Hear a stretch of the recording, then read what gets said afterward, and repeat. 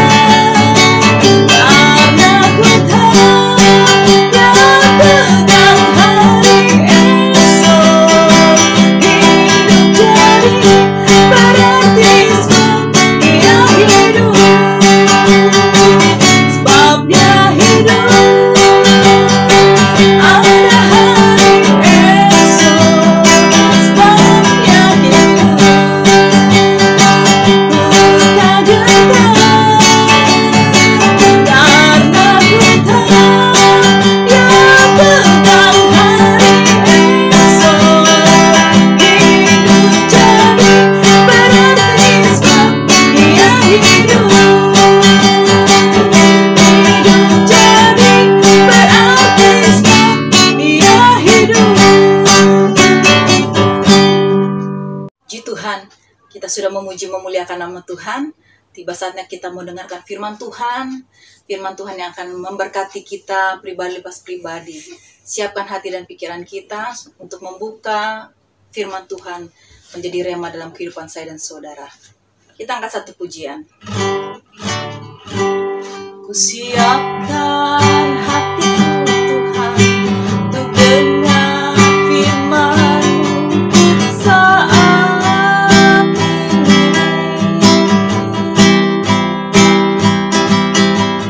Ku sujud menyembah-Mu Tuhan, masuk hadirat-Mu saat ini.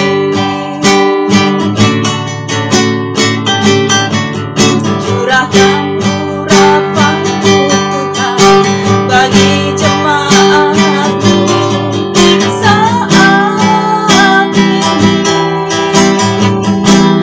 Ku siapkan hatiku Tuhan untuk dengar firman-Mu.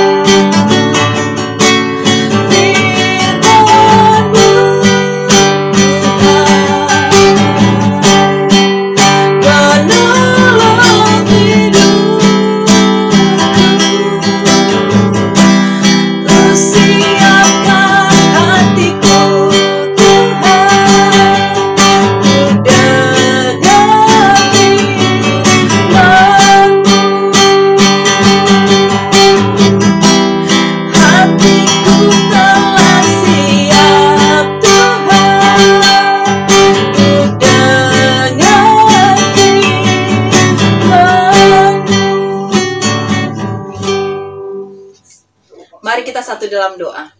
Bapa dalam surga, kami sudah memuji, mempermuliakan nama-Mu. Terimalah pujian penyembahan kami Tuhan, menjadi hidupan yang harum untuk kemuliaan nama Tuhan. Tiba saatnya kami mendengarkan firman-Mu, berkati urapi hamba-Mu yang melayani pada saat siang hari ini, hikmat urapan Allah ada atasnya. Terima kasih Tuhan Yesus, kami siap di dalam nama Tuhan Yesus Kristus. Haleluya. Amin. Haleluya, Shalom jemaat yang terkasih dalam Tuhan. Hari ini kita merayakan satu peristiwa kenaikan Tuhan Yesus yang selalu diperingati setelah Paskah. 40 hari setelah kebangkitan Tuhan Yesus, maka kita selalu memperingati hari kenaikan Tuhan Yesus. Untuk itu, mari kita membuka Alkitab kita membaca Kisah Para Rasul pasal 1 ayat 9-11. Mari kita perhatikan Alkitab kita bersama. Kisah Para Rasul pasal 1 ayat 9-11. Firman Tuhan berkata, sesudah ia mengatakan demikian, terangkatlah ia disaksikan oleh mereka, dan awan menutupnya dari pandangan mereka. Ketika mereka sedang menatap ke langit waktu ia naik itu, tiba-tiba berdirilah dua orang yang berpakaian putih dekat mereka dan berkata kepada mereka, "Hai orang-orang Galilea, mengapakah kamu berdiri melihat ke langit? Yesus ini yang terangkat ke surga, meninggalkan kamu akan datang kembali dengan cara yang sama seperti kamu melihat dia naik ke surga." Bapak Ibu Saudara yang kasih dalam Tuhan, apa yang terjadi setelah Yesus bangkit dari kematian adalah ia mengumpulkan para murid, lalu di hadapan mereka Yesus naik ke surga. Jadi apa yang kita baca tadi merupakan satu fakta dan bukti bahwa benar-benar Yesus adalah Allah. Apa yang dituliskan oleh Lukas dalam Kisah Para Rasul ini bukan hanya satu cerita biasa, tetapi ini merupakan sebuah kesaksian yang Lukas dapatkan karena Lukas sendiri bukan murid langsung Yesus, tetapi ia mendapatkan informasi ini, kesaksian yang disampaikan ini melalui para murid yang masih hidup pada waktu itu. Mereka adalah saksi mata yang sah karena mereka adalah murid-murid Yesus yang mengikut Yesus sebelum Yesus disalib dan sebelum Yesus naik ke surga ini. Perlu Bapak Ibu ingat bahwa dalam doktrin Kristen kita harus mengakui bahwa Yesus Kristus itu Tuhan dan Allah dalam rangkaian peristiwa yang menyertainya sebagai anak manusia. Yang pertama, Yesus lahir sebagai anak manusia.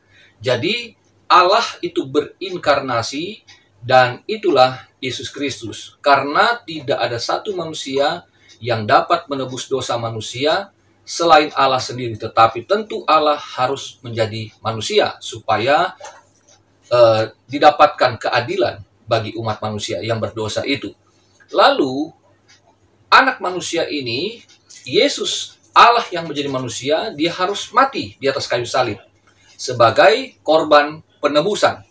Karena tanpa kematian, maka dosa yang mematikan itu tidak mendapatkan penebusan yang seimbang atau setara. Karena korban perjanjian lama, yaitu berupa darah binatang, tidak dapat menutupi dosa manusia. Hanya manusia sempurna yang darahnya dapat menebus umat manusia yang telah jatuh itu. Lalu pada hari yang ketiga, Yesus itu bangkit. Kebangkitan Kristus itu menandakan bahwa tidak ada kematian yang dapat mengalahkan kehidupan dari Allah. Jadi manusia yang berdosa yang telah menerima Yesus Kristus sebagai Tuhan Juru Selamat, dia mendapatkan kuasa kebangkitan itu. Bahwa kita semua memang telah jatuh dalam dosa, kita semua pasti mati, tetapi kita semua juga mendapatkan kepastian untuk dibangkitkan dengan kuasa kebangkitan Kristus itu. Ini doktrin dasar Kristen. Kemudian kita mempelajari dalam Kisah Rasul pasal 1 ini bahwa Yesus yang telah bangkit dari kematian, kemudian dia bersekutu bersama-sama dengan para murid 40 hari lamanya, kemudian ia naik ke sorga. Jadi ia kembali kepada hakikatnya sebagai Allah. Lalu dikatakan di sana, Yesus yang bangkit itu diceritakan oleh dua orang saksi. Yang dimaksudkan adalah dua orang malaikat, di mana bagi orang Israel atau Yahudi, dua saksi itu sah, ya, cukup untuk mengesahkan suatu kesaksian. Jadi apa yang dikatakan oleh para malaikat ini, Yesus bukan hanya naik ke sorga, tetapi dia akan datang kembali. Inilah pesan mesianik yang dipercaya oleh bangsa Israel, bahwa Mesias itu datang, lalu kemudian akan menjadi raja untuk selama-lamanya. Jadi pesan eskatologis daripada Lukas sesungguhnya adalah untuk meyakinkan khususnya para pembaca Yahudi bahwa sesungguhnya Yesus Kristus itulah Mesias yang sudah datang, tetapi dia akan mengadili untuk masa kekekalan pada kedatangannya yang kedua. Jadi Yesus yang kita imani itu, dia lahir, dia mati di atas kayu salib, tetapi ia bangkit pada hari yang ketiga. Ia telah naik ke sorga, tetapi ia akan datang kembali. Nah, kita melihat Bapak Ibu Saudara yang kasih dalam Tuhan, bahwa ada pesan-pesan Yesus yang dinyatakan sebelum ia naik ke sorga itu. Ini menjadi pelajaran penting bagi para murid dan tentu bagi kita. Yang pertama, kita melihat bahwa di ayat yang kedua, sampai pada hari ia terangkat, sebelum itu ia telah memberi perintahnya oleh Roh Kudus kepada rasul-rasul yang dipilihnya. Bahwa Yesus memberikan perintah kepada para murid, kepada para rasul yang dipilihnya. Jadi, perintah apakah itu? Dalam Yohanes 13 ayat yang ke-34 dan 35, Yesus memberi perintah, hendaklah kamu saling mengasihi. Jadi, apa yang dipesankan oleh Tuhan Yesus supaya setiap orang yang menjadi pengikutnya, yang percaya kepada Dia, yang menjadi murid-muridnya, menjadi pelayan-pelayannya, harus hidup di dalam kasih dan harus saling mengasihi. Sekarang refleksi bagi kita, bagaimana kondisi kita saat ini dengan sesama kita. Udahlah, jangan dulu dengan orang luar. Mari kita evaluasi, apakah kita dengan keluarga yang terdekat, semuanya baik-baik saja hubungan itu? Apakah kita benar saling mengasihi tanpa adanya satu gap atau jurang pemisah? Apapun masalahnya yang dapat membuat gap itu, maka kita harus kembali kepada maksud kedatangan Tuhan. Yesus datang, mati dan bangkit, Dia kembali ke sorga. Itu semua adalah demi pendamaian antara manusia yang berdosa dengan Allah yang kudus itu. Allah berdamai dengan umat manusia melalui kematian anaknya yang tunggal itu. Sehingga kita yang tadinya jauh dari Allah, kata Paulus, terjadinya jurang pemisah yang tidak terseberangi itu. Tetapi dengan kematian Kristus, maka kita menyatu kembali dengan Allah. Bagaimana dengan Bapak Ibu? Dalam hubungan suami istri, dalam hubungan orang tua anak, dalam hubungan kakak beradik, atau dalam hubungan kita dengan sesama jemaat. Lalu perintah selanjutnya adalah sebagaimana yang Yesus sampaikan dalam Injil Matius pasal 28 itu adalah peristiwa sebelum Ia naik ke sorga. Perintah apakah itu? Perintah untuk memberitakan Injil. Saudara yang terkasih dalam Tuhan, bahwa dalam kehidupan murid-muridnya setelah kenaikan Yesus ke sorga adalah satu pekerjaan dan satu pelayanan yang terus-menerus mereka kerjakan adalah memberitakan Injil.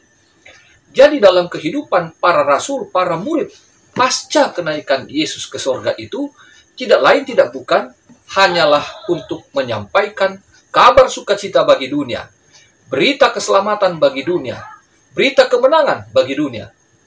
Bagi kita hari ini, apakah kita yang telah menerima karunia keselamatan, telah menerima keselamatan kekal Kristus itu melalui Injil yang kita terima, apakah kita juga saat-saat ini telah menyampaikan Injil, kabar baik, kesukacitaan dari sorga itu kepada dunia?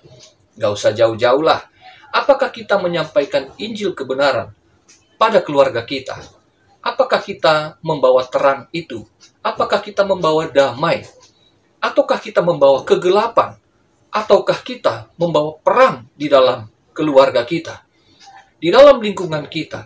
Apakah kita menyampaikan kebaikan-kebaikan Tuhan? Ataukah kita menyampaikan pesan-pesan permusuhan?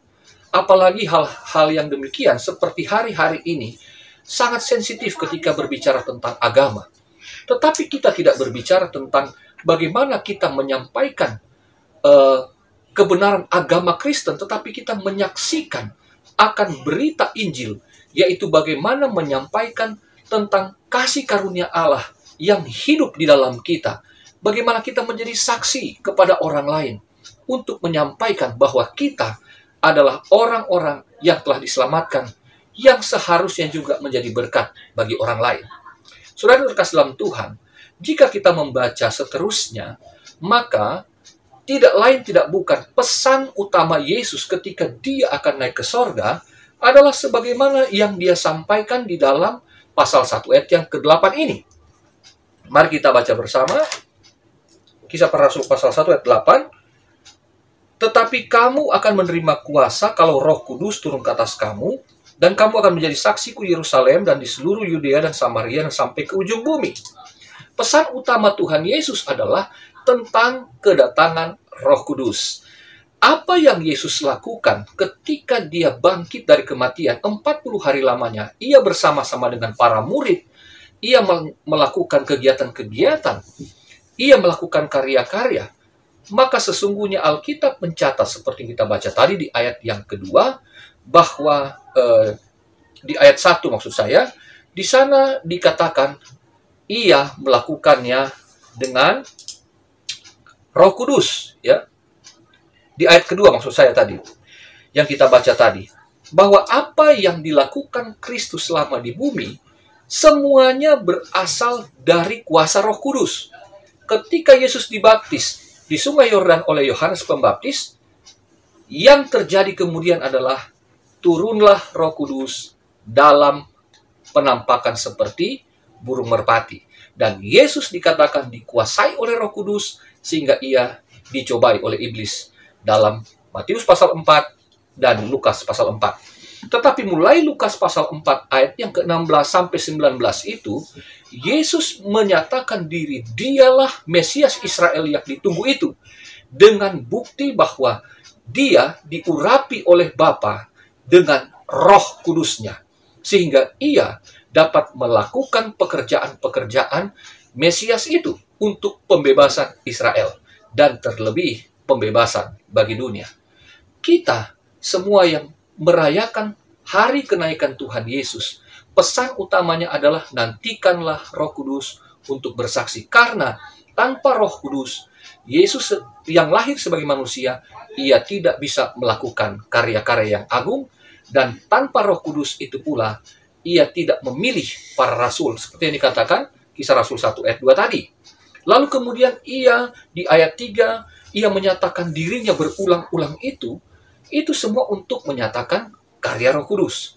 Dan apa yang Yesus dapatkan dari sorga, dari Bapanya, dipenuhi oleh Roh Kudus, sehingga kita semua yang percaya kepada dia harus juga dipenuhi oleh Roh Kudus. Tanpa Roh Kudus, kita tidak dapat bersaksi. Kita tidak dapat melakukan tugas-tugas dan tanggung jawab yang besar. Kita tidak mungkin dapat mengasihi. Karena Yesus berkata juga dalam Injil Yohanes itu, pasal 14, 15, dan 16, di sana jelas dikatakan bahwa Roh Kudus tugas utamanya adalah untuk menyatakan Yesus Kristus. Dia akan bercerita, dia yang akan menyaksikan, dia memperkenalkan untuk kita kenal secara benar siapa Yesus Kristus itu yang akan nantinya kita sampaikan kepada dunia. Saudaraku, jadi kita menantikan Roh Kudus itu adalah satu peringatan, karena pada hakikatnya semua kita sudah dipenuhi oleh Roh Kudus. Hanya ini cerita yang mengingatkan kembali pada waktu itu mereka yang belum dipenuhi Roh Kudus. Jika kita sekarang kita percaya kita sudah dipenuhi Roh Kudus, maka ingatlah kita punya tugas dan tanggung jawab, yaitu untuk saling mengasihi, untuk menyatakan Kristus sebagai pusat kehidupan. Bagaimana itu bisa terjadi? Atas pimpinan Roh Allah atau Roh Kudus itu. Kita anak-anak Allah, yuk nyatakan kasih kepada sesama kita. Mereka saat-saat ini juga keluarga kita, mungkin kenalan kita, sekitar kita. Mereka yang sedang merayakan juga Hari Raya Idul Fitri. Mereka adalah orang-orang yang patut juga kita nyatakan kasih.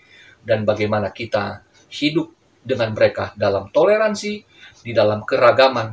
Tetapi kita tetap sebagai anak-anak Kristus yang punya iman untuk menyatakan bahwa Allah mengasihi mereka juga. Saudaraku, kita tidak dapat bersaksi tentang Kristus kalau bukan karena Roh Kudus. Sebab itu, mulailah kita sadar dalam diri kita ada Roh Kudus. Mulailah kita saling mengasihi di antara kita sesama yang terdekat dulu. Lalu kita nyatakanlah kasih itu, siapa Yesus Kristus, kepada mereka yang di luar sana. Selamat sekali lagi merayakan hari kenaikan Tuhan Yesus Kristus. Tuhan Yesus memberkati. Sampai jumpa dalam ibadah berikutnya. Haleluya, saudara. Puji Tuhan. Kita sudah mendengarkan kebenaran firman Tuhan. Saudara diberkati. Haleluya, pastinya kita semua diberkati Tuhan. Kini tiba saatnya sebelum kita mengakhiri ibadah kita pada saat siang hari ini, kita akan menerima doa berkat dari Bapak Gembala, dan sebelum itu kita akan menaikkan satu pujian. Terima kasih Yesus, terima kasih Yesus, ku bersyukur hanya bagimu ya Allahku, ya Tuhanku. Terima kasih Yesus, terima kasih Yesus, ku bersyukur hanya bagimu. Terima kasih Yesus, ku bersyukur hanya bagimu. Terima kasih Yesus. Bapak Ibu Saudara yang kekasih dalam Tuhan, Jemaat Hope yang terkasih, sebelum kita tamatkan ibadah ini, mari kita berdoa, kita satukan hati, mengucap syukur atas kebaikan Tuhan. Kita satu dalam doa. Bapa di dalam sorga, kami mengucap syukur karena kami dapat merayakan hari kenaikan Tuhan Yesus Kristus ke sorga. Dan kami, umat-umat-Mu, kiranya kami senantiasa sadar bahwa dalam hidup kami ada satu tugas dan tanggung jawab yang Tuhan bebankan untuk kami jalani, yaitu untuk saling mengasihi dan untuk menyatakan Kristus kepada dunia ini. Dan melalui apa yang sudah kami dengar tadi, kiranya kami semua dapat melakukannya, karena kami tidak mampu sendiri, tapi kami percaya Roh Kudus akan memampukan kami untuk melakukannya. Tuhan Yesus, Engkau memberkati kiranya setiap hamba-hamba-Mu, jemaat-Mu yang saat ini beribadah melalui rumah masing-masing. Kiranya Tuhan, jamaah apapun yang menjadi pergumulan, menjadi permasalahan, apapun yang sedang dialami oleh pribadi maupun keluarga yang dikasihi, baik mereka yang sakit, mereka yang saat ini sedang terluka, mereka yang saat ini sedang berbeban berat. Tuhan, Engkau kenali anak-anak-Mu yang ada di rumah, yang menyaksikan bersama-sama dan beribadah bersama-sama dengan kami untuk mendapatkan Tuhan pertolongan-Mu, untuk mendapatkan kelepasan daripada-Mu. Kami mohon oleh rahmat-Mu, jamahlah, sembuhkanlah, bebaskanlah, lepaskanlah setiap beban dari umat-Mu, sakit penyakit yang mereka derita. Di dalam nama Yesus kami berdoa. Bapa di sorga, karuniakan hikmat akal budi, agar mereka Tuhan dapat menyelesaikan segala apa yang menjadi persoalan mereka, sehingga mereka dapat jalan keluar sesuai dengan pimpinan Roh Kudus, yang tentu sesuai dengan kebenaran firman Tuhan. Hamba berdoa bagi jemaat Tuhan, baik yang ada di Jakarta, baik yang di daerah maupun di luar negeri. Tuhan, lawati satu persatu mereka bersama-sama dengan keluarga mereka masing-masing, agar mereka senantiasa dipenuhi oleh kasih Allah.